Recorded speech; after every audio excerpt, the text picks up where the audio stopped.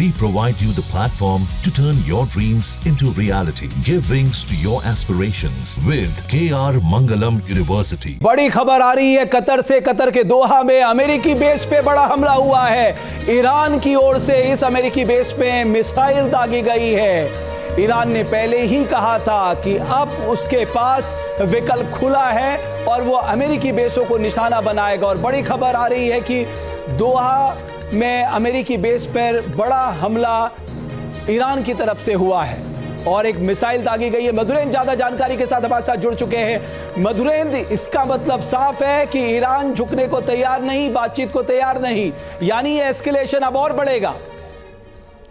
देखिए, बिल्कुल एस्केलेशन का तो बढ़ना लाजमी है और ईरान ने चेतावनी दी थी अमेरिका को कि अमेरिका के खिलाफ वो कार्रवाई करेगा और इसके लिए उसने कतर को चुना। जाहिर तौर पे थोड़ी देर पहले ही कतर ने अपने एयर स्पेस को बंद कर दिया था और उससे साफ प्रतीत हो रहा था कि कतर को टारगेट करेगा और ऐसे में उससे टारगेट किया है। लेकिन उससे कितना नुकसान हुआ है, क्योंकि इससे पहले भी हमने देखा था कि ईरान ने जब बगदाद स्थित अमेरिकी बेस पर अटैक किया था तो कोई बड़ा नुकसान नहीं कर पाया था। तो ये क्या सिंबोलिकल है या उसी तरह का डिवेस्टेशन है जैसा कि वो इजराइल पे कर रहा है, ये देखना बड़ी बात होगी कि ये सिर्फ सिंबोलिकल उसका रिटेलिएशन है या इसका कोई बड़ा इम्पैक्ट दिखाई देता है। खबर ये भी आ रही है कि इन सैन्य बेसों में 6 मिसाइल दागी गई हैं।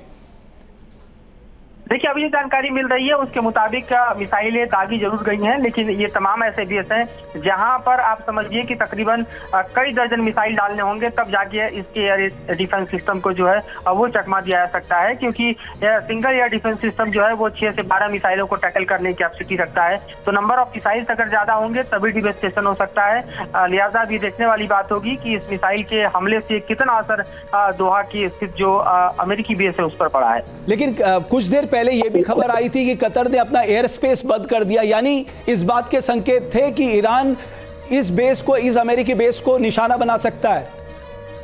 देखिए, बिल्कुल जैसे ही इंटरसेप्शन शुरू हुए उसके साथ ही कतर ने बंद कर दिया। एक और मिसाइल इराक में भी अमेरिकी बेस को निशाना बनाने के लिए छोड़ी गई है, ऐसा भी दरअसल इंफॉर्मेशन निकलकर सामने आ रहा है। तो देखना होगा कि सिर्फ कतर स्थित अमेरिकी बेस को ही निशाना बनाया गया है कि उसके अलावा आप देखिए तो बगदाद, उसी के अलावा ओमान और सऊदी, ये तमाम ऐसे हम कहें कि मिलिट्री और एयर बेस हैं जो कि मिडिल ईस्ट में खास तौर पे आप ईरान के चारों तरफ देखें तो अमेरिका के दिखाई देते हैं, जो अमेरिका अपने प्रेजेंस के साथ ईरान को घेर कर बैठा हुआ है। तो ऐसे में देखना होगा कि सिर्फ ये सिंबोलिकल कतर की तरफ मारा गया मिसाइल है या अन्य बेसिस को भी टारगेट किया गया है और उससे कितना डैमेज ईरान अमेरिका का कर पाता है। ये एक बहुत बड़ी खबर इस वक्त आ रही है कि कतर के दोहा के अमेरिकी बेस को ईरान ने निशाना बनाया है। कहा तो यह जा रहा है शुरुआती तौर पे जो खबर आ रही, 6 मिसाइल दागी गई हैं। पहले ही ईरान ने आगाह कर दिया था अमेरिका को कि अब उसके पास विकल्प खुला हुआ है वो और अमेरिकी हितों को वो अब निशाना बनाएगा और यही हुआ है। यानी मध्य पूर्व में जो एस्केलेशन चल रहा है, जो महासंग्राम चल रहा है, अब उसके बढ़ने की पूरी संभावना है, क्योंकि आज अमेरिकी राष्ट्रपति डोनाल्ड ट्रंप ने बातचीत की पेशकश की थी, लेकिन मुझे ऐसा लग रहा है कि जिस तरह से ईरान ने पलटवार किया है, अब ये जो पूरा मध्य पूर्व का जो पूरा महासंग्राम है इसमें अमेरिका पूरी तरह आ जाएगा। 3 परमाणु ठिकानों को निस्तो नाबूद करने की बात कही थी अमेरिका ने और उसके लिए बाकायदा उसने, चाहे फोर्डो परमाणु संयंत्र था, इस्पाहान परमाणु संयंत्र था या नतांज था, तीनों पर उसने हमला किया और उसी के नतीजे में आज ईरान ने हमला किया है। कुछ जानकारी मिल पा रही है कि कितना नुकसान इन मिसाइलों ने पहुंचाया है मधुरेंद्र?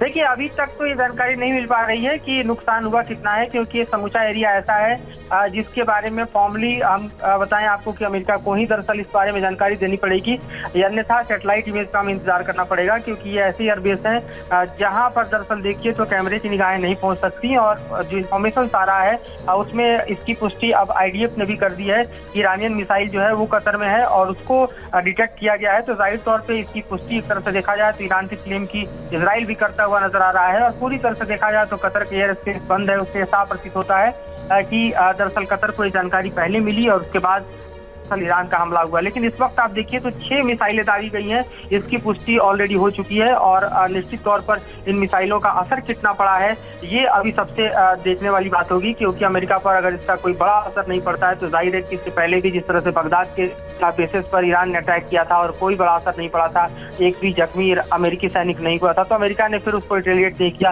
तो कई बार ऐसा भी होता है कि सिंबॉलिकली इस तरह के स्टेज दिए जाते हैं और हम जानते हैं कि मिडिल ईस्ट के कई ऐसे और बदरुद्दीन कहा तो ये भी जा रहा है कि ये जो कतर का अमेरिकी बेस था ये सबसे बड़ा बेस अमेरिका का मिडिल ईस्ट पे है, जहां पर ईरान ने अपनी बैलिस्टिक मिसाइल दागी है। खबर यह भी आ रही है कि इराक में भी ईरान ने अमेरिकी बेस पे बैलिस्टिक मिसाइल दागने का काम किया है। ये इस वक्त की सबसे बड़ी खबर आ रही है, यानी मिडिल ईस्ट में जो एस्केलेशन है वो अब बढ़ चुका है। ईरान ने जिस तरह से रिटेलिएट किया है अमेरिकी बेसों के ऊपर, उसके बाद ये तय है कि अब मिडिल ईस्ट में जो ये महासंग्राम है ये आगे बढ़ेगा।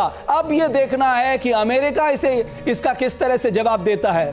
जहां भक्ति है हर शब्द में, कथाओं में छिपे हैं दिव्य रहस्य और ज्योतिष देता है जीवन को दिशा। धर्म से जुड़ी हर बातों को जानने के लिए हमारे चैनल स्तुति को सब्सक्राइब करें। चैनल पर जाने के लिए इस लिंक पर क्लिक करें।